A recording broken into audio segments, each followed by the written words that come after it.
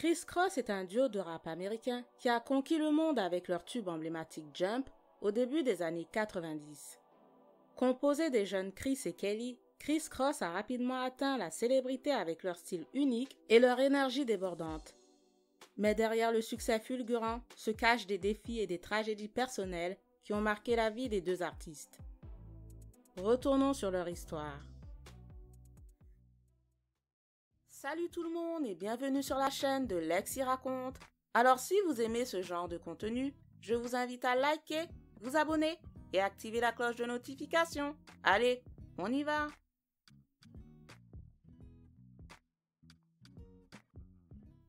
Chris Kelly et Chris Smith, connus sous le nom de scène Mac Daddy et Daddy Mac, grandissent à Atlanta.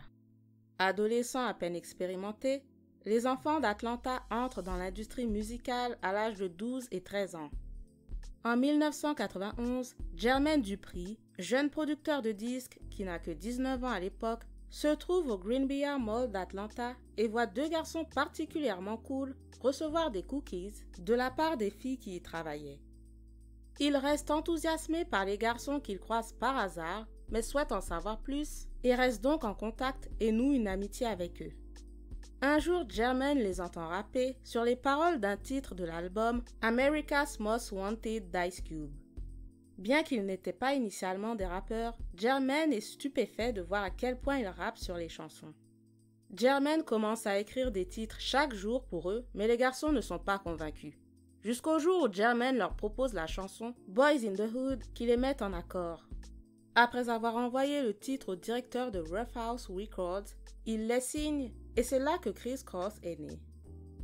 L'album Totally Crossed Out, sorti en 1992, se vend à 4 millions de copies et devient multiplatine.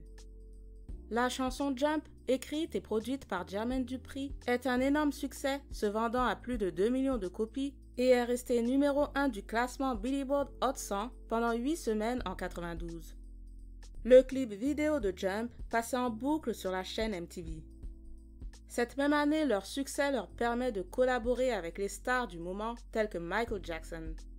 Le duo fait partie du Dangerous World Tour de Michael Jackson et fait également une courte apparition dans le clip du titre Jam du chanteur légendaire ainsi que dans celui de Run DMC pour le clip Down to the King ou encore le groupe de chanteuses les TLC dans Hat to the Back. Un jeu vidéo mettant en vedette le duo, intitulé Criss Cross Make My Video, sort également sur la Super Nintendo Sega. Les fans de Criss Cross ont également commencé à reproduire leur style, consistant à porter leurs vêtements à l'envers. Leur deuxième album, Da Bomb, toujours produit par Jermaine Dupri, sort en 1993.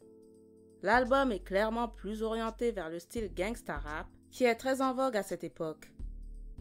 Il ne connaît pas le même succès que le précédent, mais 1 million de copies se vendent et est certifié platine. 3 chansons de l'album se retrouvent dans le palmarès Billboard Hot 100. All Right en featuring avec Supercat, Da Bomb en featuring avec la rappeuse Da Brat et I'm Real. Au fur et à mesure que les garçons grandissent, ils essayent de renforcer leur image sur l'album suivant. Bien que leurs 2 premiers albums aient eu du succès, le duo ne sortira plus jamais un titre aussi populaire que Jump. Après quelques années de retrait, ils sortent leur 3e album Young, Rich and Dangerous en 1996. Cependant, les Criss Cross ont grandi et ne sont plus des enfants. Leur voix a changé et ils ont un nouveau style vestimentaire. L'album sera leur dernier succès ensemble en atteignant la 15e place du Billboard. Par la suite, le groupe se sépare. Ils décident de retourner à l'école. Chris Kelly étudie l'ingénierie du son et crée son propre label, tandis que Chris Smith étudie le marketing et la gestion d'entreprise et fonde son entreprise One Life Entertainment. Même s'ils n'étaient plus sous les feux des projecteurs, ils semblaient avoir pu trouver le moyen de faire ce qu'ils aimaient. Mais en 2009, des rumeurs ont commencé à circuler suite aux photos parues où l'on voit Chris Kelly en mauvais état.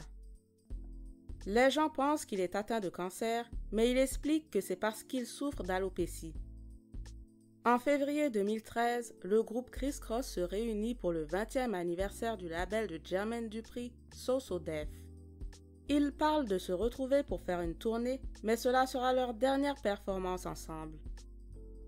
Le 29 avril 2013, Chris Kelly est retrouvé mort à son domicile.